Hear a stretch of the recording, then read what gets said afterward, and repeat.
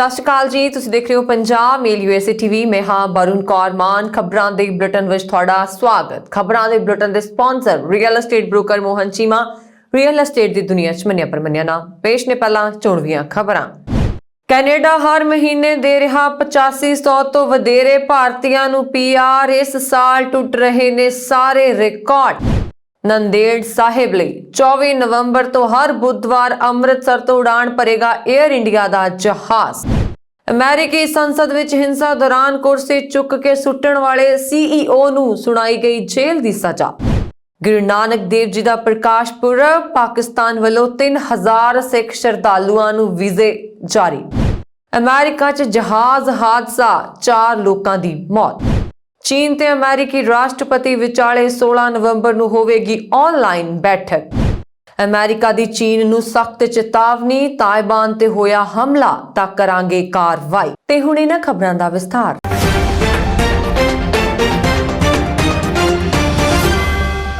ਭਾਰਤ ਤੋਂ ਸਿੱਧੀਆਂ ਉਡਾਣਾਂ ਤੇ 5 ਮਹੀਨੇ ਤੋਂ ਜ਼ਿਆਦਾ ਸਮੇਂ ਤੱਕ ਪਾਬੰਦੀ ਲੱਗੀ ਰਹਿਣ ਦੇ ਬਾਵਜੂਦ ਕੈਨੇਡਾ ਵਿੱਚ ਬਸਣ ਦੇ ਇੱਛੁਕ ਭਾਰਤੀਆਂ ਦੇ ਉਤਸ਼ਾਹ ਵਿੱਚ ਕਮੀ ਨਹੀਂ ਆਈ। ਨਵੇਂ ਅੰਕੜਿਆਂ ਤੋਂ ਪਤਾ ਲੱਗਦਾ ਹੈ ਕਿ ਭਾਰਤੀ ਇਮੀਗ੍ਰੇਸ਼ਨ ਇਸ ਸਾਲ ਇੱਕ ਨਵਾਂ ਰਿਕਾਰਡ ਬਣਾਉਣ ਦੀ ਉਮੀਦ ਕਰ ਰਿਹਾ। ਕੋਰੋਨਾ ਮਹਾਮਾਰੀ ਕਾਰਨ ਪਿਛਲੇ ਸਾਲ ਕੈਨੇਡਾ ਵਿੱਚ ਸਥਾਈ ਨਿਵਾਸੀ ਦਾ ਦਰਜਾ ਪ੍ਰਾਪਤ ਕਰਨ ਵਾਲੇ ਭਾਰਤੀਆਂ ਦੀ ਗਿਣਤੀ ਵਿੱਚ ਭਾਰੀ ਗਿਰਾਵਟ ਦਰਜ ਕੀਤੀ ਗਈ ਸੀ। ਪਰ ਇਸ ਸਾਲ ਅਗਸਤ 2021 ਤੱਕ ਕੈਨੇਡਾ ਨੇ 69,014 ਭਾਰਤੀਆਂ ਨੂੰ PR ਦਿੱਤੀ ਹੈ ਤੇ ਇਸ ਸਾਲ ਔਸਤਨ ਹਰ ਮਹੀਨੇ 8626 ਭਾਰਤੀਆਂ ਨੂੰ PR ਮਿਲੀ ਹੈ। 2020 ਵਿੱਚ ਇਹ ਅੰਕੜਾ 37,125 ਸੀ। ਮੰਨਿਆ ਜਾ ਰਿਹਾ ਕਿ ਇਸ ਸਾਲ ਕੈਨੇਡਾ ਭਾਰਤੀਆਂ ਨੂੰ PR ਦੇਣ ਦੇ 2019 ਦੇ ਰਿਕਾਰਡ ਨੂੰ ਤੋੜ ਦੇਗਾ। 2019 ਵਿੱਚ 84,114 ਭਾਰਤੀਆਂ ਨੂੰ PR ਦਿੱਤੀ ਗਈ ਸੀ। ਇਮੀਗ੍ਰੇਸ਼ਨ, ਰਿਫਿਊਜੀ ਅਤੇ ਸਿਟੀਜ਼ਨਸ਼ਿਪ ਕੈਨੇਡਾ ਨੇ ਕਿਹਾ ਹੈ ਕਿ ਕੈਨੇਡਾ ਹੈਲਥ ਕੇਅਰ ਸੈਕਟਰ ਵਿੱਚ ਅਸਥਾਈ ਕਰਮਚਾਰੀਆਂ ਲਈ 20,000 ਅਰਜ਼ੀਆਂ, ਹੋਰ ਚੁਣੇ ਗਏ ਜ਼ਰੂਰੀ ਕਿੱਤਿਆਂ ਵਿੱਚ ਅਸਥਾਈ ਕਰਮਚਾਰੀਆਂ ਲਈ 30,000 ਅਰਜ਼ੀਆਂ ਅਤੇ ਕੈਨੇਡੀਅਨ ਸੰਸਥਾ ਤੋਂ ਗ੍ਰੈਜੂਏਟ ਹੋਣ ਵਾਲੇ ਅੰਤਰਰਾਸ਼ਟਰੀ ਵਿਦਿਆਰਥੀਆਂ ਲਈ 40,000 ਅਰਜ਼ੀਆਂ ਨੂੰ ਸਵੀਕਾਰ ਕਰੇਗਾ। 2021 ਦੇ ਅੰਕੜੇ ਹਾਲ ਹੀ ਦੇ ਸਾਲਾਂ ਵਿੱਚ ਭਾਰਤੀਆਂ ਦੇ ਕੈਨੇਡਾ ਵਿੱਚ ਵੱਧ ਰਹੇ ਇਮੀਗ੍ਰੇਸ਼ਨ ਦੇ ਰੁਝਾਨ ਦਾ ਸਮਰਥਨ ਕਰਦੇ ਨੇ। ਉੱਥੇ ਯੂਰੋ ਕੈਨੇਡਾ ਗਲੋਬਲ ਦੇ MD ਅਮਨਦੀਪ ਸਿੰਘ ਨੇ ਕਿਹਾ ਕਿ ਕੈਨੇਡਾ ਵੱਲੋਂ PR ਹਾਸਲ ਕਰਨ ਦੇ ਚਾਹਵਾਨ ਭਾਰਤੀਆਂ ਤੋਂ ਇਲਾਵਾ ਸਟੱਡੀ ਵੀਜ਼ਾ ਤੇ ਕੈਨੇਡਾ ਜਾਣ ਦੇ ਇੱਛੁਕ ਭਾਰਤੀ ਵਿਦਿਆਰਥੀਆਂ ਨੂੰ ਵੀ ਦਿਲ ਖੋਲ ਕੇ ਵੀਜ਼ੇ ਦਿੱਤੇ ਜਾ ਰਹੇ ਨੇ। ਲਿਹਾਜ਼ਾ ਭਾਰਤੀ ਵਿਦਿਆਰਥੀਆਂ ਨੂੰ ਇਸ ਮੌਕੇ ਦਾ ਫਾਇਦਾ ਉਠਾਉਣਾ ਚਾਹੀਦਾ ਹੈ। ਅੰਮ੍ਰਿਤਸਰ ਅਤੇ ਨੰਦੇੜ ਸਾਹਿਬ ਦੇ ਵਿਚਾਲੇ 에ਅਰ ਇੰਡੀਆ ਦੀ ਸਿੱਧੀ ਫਲਾਈਟ ਇੱਕ ਵਾਰ ਮੁੜ ਤੋਂ ਉਡਾਣ ਭਰੇਗੀ। ਸਾਂਸਦ ਗੁਰਜੀਤ ਔਜਲਾ ਅਤੇ ਫਲਾਈਟ ਅੰਮ੍ਰਿਤਸਰ ਇਨੀਸ਼ੀਏਟਿਵ ਨੇ ਹਵਾਬਾਜ਼ੀ ਮੰਤਰੀ ਜੋਤਿਰਾਦਿੱਤਿਆ ਸਿੰਧੀਆ ਨੂੰ ਚਿੱਠੀ ਲਿਖੀ ਸੀ, ਜਿਸ ਦੇ ਜਵਾਬ ਵਿੱਚ ਕੇਂਦਰ ਸਰਕਾਰ ਨੇ ਨਵੰਬਰ ਅੰਤ ਵਿੱਚ ਮੁੜ ਤੋਂ ਉਡਾਣ ਭਰਨ ਤੇ ਸਹਿਮਤੀ ਜਤਾਈ ਸੀ। ਇਸ ਲਈ ਅੰਮ੍ਰਿਤਸਰ ਨੰਦੇੜ ਦੇ ਵਿਚਾਲੇ 에ਅਰ ਇੰਡੀਆ ਦੀ ਉਡਾਣ 24 ਨਵੰਬਰ ਤੋਂ ਸ਼ੁਰੂ ਹੋ ਰਹੀ ਹੈ। ਮਿਲੀ ਜਾਣਕਾਰੀ ਅਨੁਸਾਰ ਇਹ ਫਲਾਈਟ ਅੰਮ੍ਰਿਤਸਰ ਸਥਿਤ ਸ੍ਰੀ ਗੁਰੂ ਰਾਮਦਾਸ ਜੀ ਇੰਟਰਨੈਸ਼ਨਲ 에ਅਰਪੋਰਟ ਤੋਂ ਹਰ ਬੁੱਧਵਾਰ ਨੂੰ ਉਡਾਣ ਭਰੇਗੀ, ਜਦਕਿ ਨੰਦੇੜ ਸਾਹਿਬ ਤੋਂ ਇਹ ਫਲਾਈਟ ਹਰ ਸ਼ਨੀਚਰਵਾਰ ਨੂੰ ਉਡਾਣ ਭਰੇਗੀ। ਅੰਮ੍ਰਿਤਸਰ ਤੋਂ ਇਹ ਫਲਾਈਟ 24 ਨਵੰਬਰ ਤੋਂ ਸ਼ੁਰੂ ਹੋਣ ਜਾ ਰਹੀ ਹੈ। ਅੰਮ੍ਰਿਤਸਰ ਤੋਂ ਹਰ ਬੁੱਧਵਾਰ ਸਵੇਰੇ 11:15 ਵਜੇ 에ਅਰ ਇੰਡੀਆ ਦੀ ਫਲਾਈਟ ਉੱਡੇਗੀ। 2.25 ਘੰਟੇ ਦੇ ਸਫ਼ਰ ਤੋਂ ਬਾਅਦ ਫਲਾਈਟ ਦੁਪਹਿਰ 1 ਵਜੇ ਨੰਦੇੜ ਵਿੱਚ ਲੈਂਡ ਹੋ ਜਾਏਗੀ। ਇਸ ਤਰ੍ਹਾਂ ਨੰਦੇੜ ਤੋਂ ਪਹਿਲੀ ਉਡਾਣ 27 ਨਵੰਬਰ ਨੂੰ ਹੋਏਗੀ। ਫਲਾਈਟ ਹਰ ਸ਼ਨੀਚਰਵਾਰ ਸਵੇਰੇ 9:15 ਵਜੇ ਨੰਦੇੜ ਸਾਹਿਬ ਤੋਂ ਉਡਾਣ ਭਰੇਗੀ ਅਤੇ ਦੁਪਹਿਰ 11:30 ਵਜੇ ਅੰਮ੍ਰਿਤਸਰ ਵਿੱਚ ਲੈਂਡ ਹੋ ਜਾਏਗੀ। ਇਸ ਐਲਾਨ ਤੋਂ ਬਾਅਦ 에ਅਰ ਇੰਡੀਆ ਨੇ ਆਪਣੀ ਵੈਬਸਾਈਟ ਤੇ ਇਸ ਫਲਾਈਟ ਦੀ ਬੁਕਿੰਗ ਵੀ ਸ਼ੁਰੂ ਕਰ ਦਿੱਤੀ ਹੈ। 30 ਸਤੰਬਰ ਨੂੰ ਫਲਾਈਟ ਦੇ ਬੰਦ ਹੋਣ ਤੋਂ ਬਾਅਦ ਪੰਜਾਬ ਵਿੱਚ ਇਸ ਦੀ ਨਿੰਦਾ ਸ਼ੁਰੂ ਹੋ ਗਈ ਸੀ। SGPC ਦੀ ਪ੍ਰਧਾਨ ਬੀਬੀ ਜਗੀਰ ਕੌਰ ਅਤੇ ਮੁੱਖ ਮੰਤਰੀ ਚਰਨਜੀਤ ਸਿੰਘ ਚੰਨੀ ਨੇ ਵੀ ਇਸ ਦਾ ਵਿਰੋਧ ਕੀਤਾ ਸੀ। ਇਸ ਤੋਂ ਪਹਿਲਾਂ ਇਹ ਫਲਾਈਟ ਹਫ਼ਤੇ ਵਿੱਚ 3 ਦਿਨ ਉਡਾਣ ਭਰਦੀ ਸੀ। ਹੁਣ ਪੰਜਾਬੀਆਂ ਦੀ ਮੰਗ ਹੈ ਕਿ ਫਲਾਈਟਸ ਨੂੰ ਸ਼ੁਰੂ ਤਾਂ ਕਰ ਦਿੱਤਾ ਗਿਆ ਹੈ, ਪਰ ਕੁਝ ਸਮੇਂ ਬਾਅਦ ਇਸ ਨੂੰ ਹਫ਼ਤੇ ਵਿੱਚ 3 ਦਿਨ ਕਰ ਦਿੱਤਾ ਜਾਵੇ। ਅਮਰੀਕਾ ਦੇ ਸ਼ਿਕਾਗੋ ਵਿੱਚ ਇੱਕ ਟੈਕ ਕੰਪਨੀ ਦੇ ਸਾਬਕਾ ਮੁੱਖ ਕਾਰਜਕਾਰੀ ਅਧਿਕਾਰੀ ਨੂੰ 6 ਜਨਵਰੀ ਨੂੰ ਹਿੰਸਾ ਦੌਰਾਨ ਕੈਪੀਟਲ ਹਿੰਸਾ ਦੇ ਅੰਦਰ ਕੁਰਸੀ ਚੁੱਕ ਕੇ ਸੁੱਟਣ ਤੋਂ ਬਾਅਦ ਆਪਣੀ ਨੌਕਰੀ ਗਵਾਉਣੀ ਪਈ ਸੀ ਅਤੇ ਹੁਣ ਮਾਮਲੇ ਵਿੱਚ ਉਹਨਾਂ ਨੂੰ 30 ਦਿਨਾਂ ਦੀ ਜੇਲ੍ਹ ਦੀ ਸਜ਼ਾ ਸੁਣਾਈ ਗਈ। ਯੂਐਸ ਡਿਸਟ੍ਰਿਕਟ ਜੱਜ ਕਾਰਲ ਨਿਕੋਲਸ ਨੇ ਇਲੀਨੋਇਸ ਵਿੱਚ ਇਨਵਰਨੇਸ ਦੇ ਬ੍ਰੈਡਲੀ ਰੁਕਸਟੇਲਸ ਨੂੰ ਨੁਕਸਾਨ ਦੀ ਭਰਪਾਈ ਦੇ ਰੂਪ ਵਿੱਚ $500 ਅਮਰੀਕੀ ਦਾ ਭੁਗਤਾਨ ਕਰਨ ਦਾ ਵੀ ਆਦੇਸ਼ ਦਿੱਤਾ ਹੈ। ਬ੍ਰੈਡਲੀ ਨੇ ਪਹਿਲਾਂ ਕਬੂਲ ਕੀਤਾ ਸੀ ਕਿ ਉਹਨਾਂ ਨੇ ਕੈਪੀਟਲ ਤੇ ਹਮਲਾ ਕੀਤਾ। ਉਹਨਾਂ ਨੇ ਪੁਲਿਸ ਅਧਿਕਾਰੀਆਂ ਵੱਲ ਕੁਰਸੀ ਸੁੱਟੀ ਸੀ। ਹਾਲਾਂਕਿ ਉਹਨਾਂ ਨੇ ਦਲੀਲ ਦਿੱਤੀ ਕਿ ਅਧਿਕਾਰੀਆਂ ਨੂੰ ਕੁਰਸੀ ਨਾਲ ਟਕਰਾਉਣ ਦਾ ਖਤਰਾ ਨਹੀਂ ਸੀ। ਸਰਕਾਰੀ ਵਕੀਲਾਂ ਨੇ ਕਿਹਾ ਕਿ ਬ੍ਰੈਡਲੀ ਦੇ ਇਸ ਸਲੂਕ ਨੇ ਕੈਪੀਟਲ ਵਿੱਚ ਅਰਾਜਕਤਾ 'ਚ ਵਾਧਾ ਕੀਤਾ ਹੈ।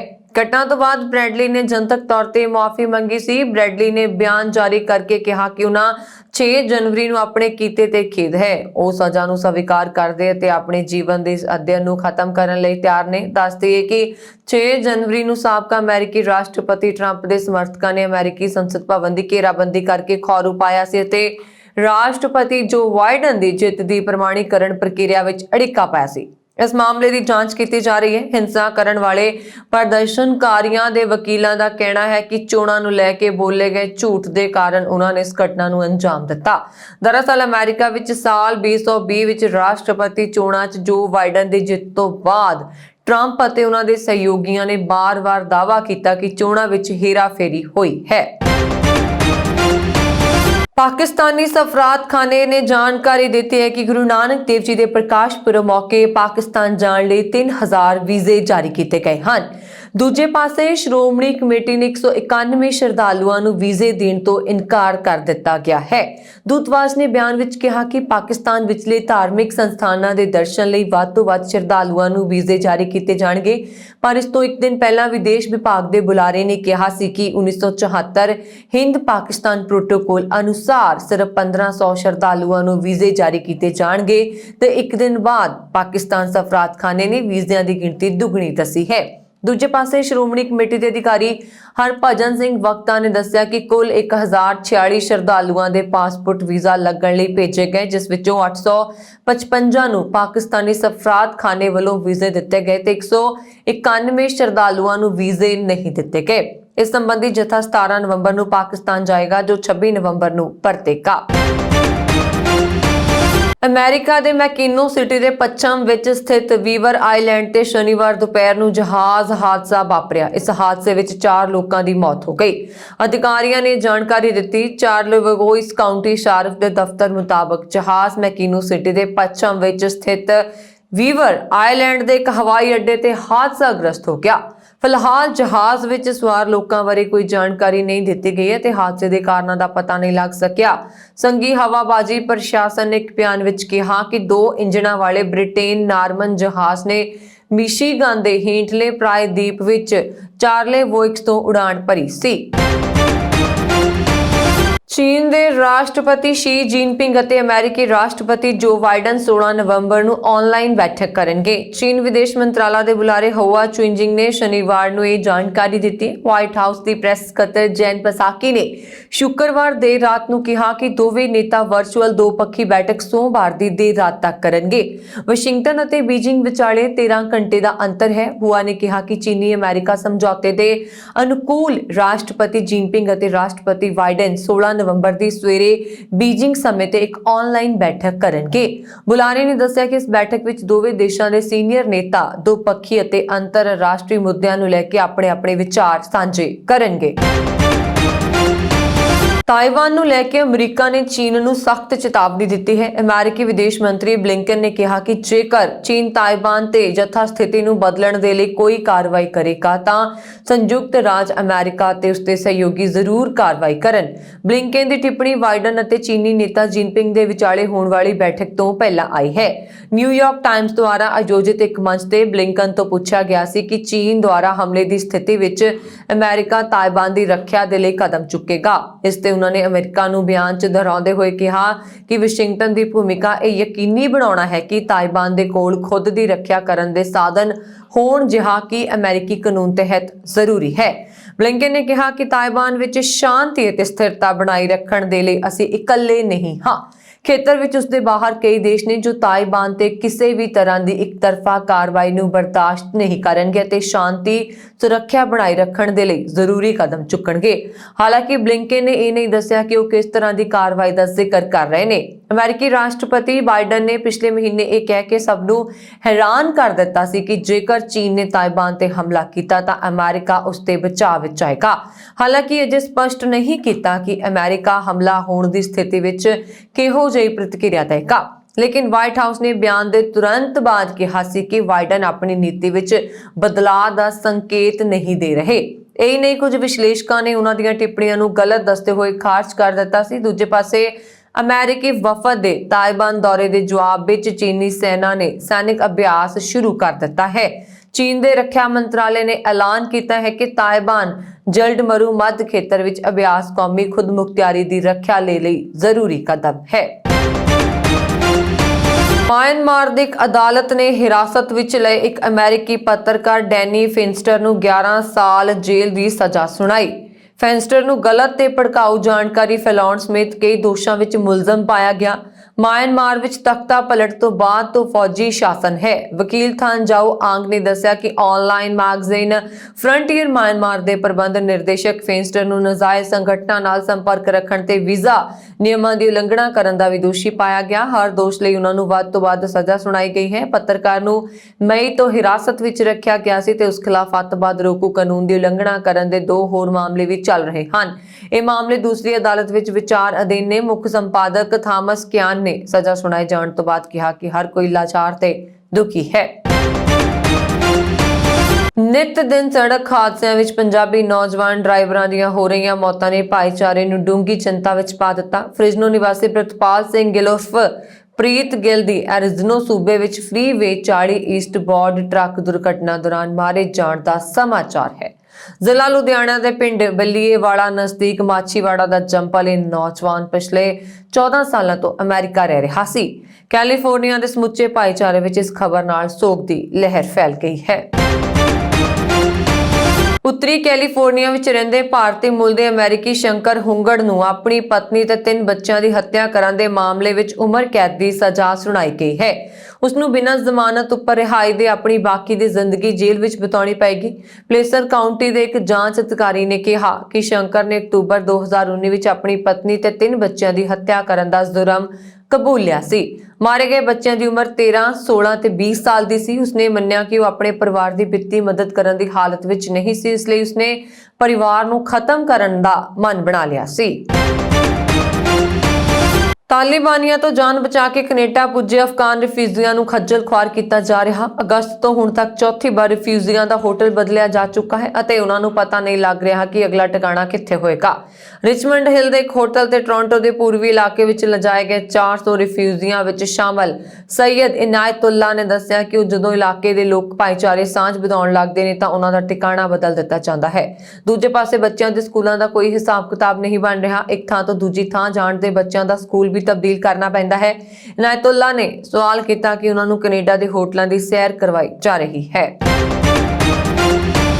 ਕੈਨੇਡਾ ਦੇ ਬ੍ਰਿਟਿਸ਼ ਕੋਲੰਬੀਆ ਸੂਬੇ ਦੇ ਸ਼ਹਿਰ ਐਬਸਟਫੋਰਡ ਨਿਵਾਸੀ ਅਵਤਾਰ ਸਿੰਘ ਢਿੱਲੋਂ ਨੂੰ ਕੇਸਰ ਦੀ ਖੇਤੀ ਕਰਨ ਵਾਲਾ ਪਹਿਲਾ ਕਿਸਾਨ ਹੋਣ ਦਾ ਮਾਣ ਪ੍ਰਾਪਤ ਹੋਇਆ।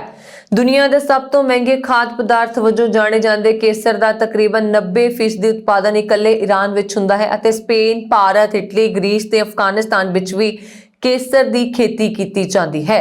ਅਵਤਾਰ ਢਿੱਲੋਂ ਤੇ ਉਸਦੇ ਭਰਾ ਜਗਤਾਰ ਢਿੱਲੋਂ ਨੇ ਸਨ 2006 ਵਿੱਚ 25 ਏਕੜ 'ਚ ਬਲੂਬੇਰੀ ਦੀ ਖੇਤੀ ਸ਼ੁਰੂ ਕੀਤੀ ਸੀ ਤੇ ਕੁਝ ਸਮਾਂ ਪਹਿਲਾਂ ਉਹਨਾਂ ਤਜਰਬੇ ਵਜੋਂ ਭਾਰਤ ਤੋਂ ਕੇਸਰ ਦੇ ਕੁਝ ਬਲਬਸ ਮੰਗਵਾਏ ਜੋ ਕਾਮਯਾਬ ਰਹੇ। ਤਕਰੀਬਨ 400 ਫੁੱਲਾਂ ਤੋਂ 1 ਗ੍ਰਾਮ ਕੇਸਰ ਬਣਦੀ ਹੈ। 1 ਗ੍ਰਾਮ ਕੇਸਰ $50 ਭਾਵ 3000 ਰੁਪਏ ਦਾ ਵਿਕ ਰਿਹਾ ਹੈ। ਕਈ ਦੇਸ਼ਾਂ 'ਚ ਕਰੋਨਾ ਮਹਾਮਾਰੀ ਦਾ ਕਹਿਰ ਜਾਰੀ ਹੈ। ਯੂਰਪ ਵਿੱਚ ਇਸ ਦਾ ਕੇਂਦਰ ਬਣ ਗਿਆ ਹੈ। ਪਿਛਲੇ ਹਫ਼ਤੇ ਇੱਥੇ ਕਰੀਬ 20 ਲੱਖ ਮਾਮਲੇ ਸਾਹਮਣੇ ਆਏ। ਨੀਦਰਲੈਂਡ ਵਿੱਚ ਲਾਕਡਾਊਨ ਲਗਾਇਆ ਗਿਆ। ਕਈ ਦੇਸ਼ਾਂ ਵਿੱਚ ਅਜਿਹੇ ਉਪਾਅ ਕੀਤੇ ਜਾ ਰਹੇ ਨੇ। ਇਸ ਦੇ ਨਾਲ ਹੀ ਚੀਨ ਵਿੱਚ ਮਹਾਮਾਰੀ ਦਾ ਪ੍ਰਸਾਰ ਵੀ ਜਾਰੀ ਹੈ। ਇੱਥੇ 21 ਸੂਬਿਆਂ ਵਿੱਚ ਸੰਕਰਮਣ ਫੈਲ ਚੁੱਕਾ ਹੈ। ਰੂਸ ਤੇ ਕੈਨੇਡਾ ਵਿੱਚ ਸਥਿਤੀ ਹੋਰ ਵੀ ਮਾੜੀ ਹੈ। ਇਸ ਦੌਰਾਨ ਦੁਨੀਆ ਭਰ ਵਿੱਚ ਕਰੋਨਾ ਟੀਕਾਕਰਨ ਜਾਰੀ ਹੈ। ਕਈ ਦੇਸ਼ ਬੂਸਟਰ ਡੋਜ਼ ਦੇਣ ਦੀ ਤਿਆਰੀ ਕਰ ਰਹੇ ਨੇ। ਵਿਸ਼ਵ ਸਿਹਤ ਸੰਗਠਨ ਨੇ ਇਸ ਨੂੰ ਲੈ ਕੇ ਵੱਡਾ ਬਿਆਨ ਦਿੱਤਾ ਹੈ। ਸੰਗਠਨ ਨੇ ਕਿਹਾ ਕਿ ਗਰੀਬ ਦੇਸ਼ ਅਜੇ ਵੀ ਵੈਕਸੀਨ ਦੀ ਉਡੀਕ ਕਰ ਰਹੇ ਨੇ, ਇਸ ਲਈ ਤੇ ਦੂਜੇ ਦੇਸ਼ਾਂ ਨੂੰ ਵੈਕਸੀਨ ਦੀਆਂ ਬੂਸਟਰ ਡੋਜ਼ਾਂ ਦੇਣ ਦੇ ਘਪਲੇ ਹੈ। WHO ਨੇ ਕਿਹਾ ਕਿ ਯੂਰਪ ਵਿੱਚ ਪਿਛਲੇ ਹਫ਼ਤੇ ਕੋਰੋਨਾ ਮਹਾਮਾਰੀ ਸ਼ੁਰੂ ਹੋਣ ਤੋਂ ਬਾਅਦ ਇੱਕ ਹਫ਼ਤੇ ਵਿੱਚ ਸਭ ਤੋਂ ਵੱਧ ਮਾਮਲੇ ਸਾਹਮਣੇ ਆਏ। ਇਸ ਦੌਰਾਨ ਲਗਭਗ 20 ਲੱਖ ਮਾਮਲੇ ਸਾਹਮਣੇ ਆਏ ਤੇ ਲਗਭਗ 27,000 ਲੋਕਾਂ ਦੀ ਮੌਤ ਵੀ ਹੋ ਗਈ। ਪਿਛਲੇ ਹਫ਼ਤੇ ਦੁਨੀਆ 'ਚ ਕੋਰੋਨਾ ਕਾਰਨ ਅੱਧ ਤੋਂ ਵੱਧ ਮੌਤਾਂ ਯੂਰਪ 'ਚ ਹੀ ਹੋਈਆਂ। ਕੋਵਿਡ-19 ਦੇ ਮਾਮਲੇ ਨਾ ਸਿਰਫ ਪੂਰਬੀ ਯੂਰਪ ਵਿੱਚ ਘੱਟ, ਟੀਕਾਕਰਨ ਦਰਾਂ ਵਾਲੇ ਦੇਸ਼ਾਂ ਵਿੱਚ ਵੀ ਵਾਧਾ ਹੋ ਰਿਹਾ ਹੈ। ਜਰਮਨੀ ਵਿੱਚ 50,000 ਮਾਮਲੇ ਸਾਹਮਣੇ ਆਏ। ਜਰਮਨੀ 'ਚ ਕੋਰੋਨਾ ਦੀ ਸਥਿਤੀ ਲਗਾਤਾਰ ਵਿਗੜਦੀ ਜਾ ਰਹੀ। ਜਾਨਲੇਵਾ ਇਨਫੈਕਸ਼ਨ ਦੇ ਰੋਜ਼ਾਨਾ ਮਾਮਲਿਆਂ ਦੀ ਗਿਣਤੀ ਇੱਕ ਵਾਰ ਫਿਰ 50,000 ਨੂੰ ਪਾਰ ਕਰ ਗਈ ਹੈ। ਇਕਵਾਡੋਰ ਦੀ ਸਭ ਤੋਂ ਵੱਡੀ ਜੇਲ੍ਹ ਲਿਟਰੋਲ ਪੈਟਨਰੀ ਦੇ ਅੰਦਰ ਸ਼ਨੀਵਾਰ ਨੂੰ ਵਿਰੋਧੀ ਗਰੋਹਾਂ ਵਿਚਾਲੇ ਲੰਬੇ ਸਮੇਂ ਤੱਕ ਚੱਲੀ ਗੋਲਾਬਾਰੀ 'ਚ 68 ਕੈਦੀਆਂ ਦੀ ਮੌਤ ਹੋ ਗਈ ਅਤੇ 25 ਲੋਕ ਜ਼ਖਮੀ ਹੋ ਗਏ।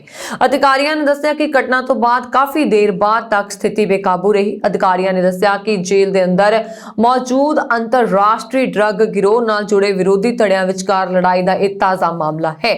ਇਹ ਘਟਨਾ ਤੱਟਵਰਤੀ ਸ਼ਹਿਰ ਗੁਆਇਕਲ ਦੀ ਜੇਲ੍ਹ ਵਿੱਚ ਤੜਕੇ ਤੋਂ ਪਹਿਲਾਂ ਵਾਪਰੀ।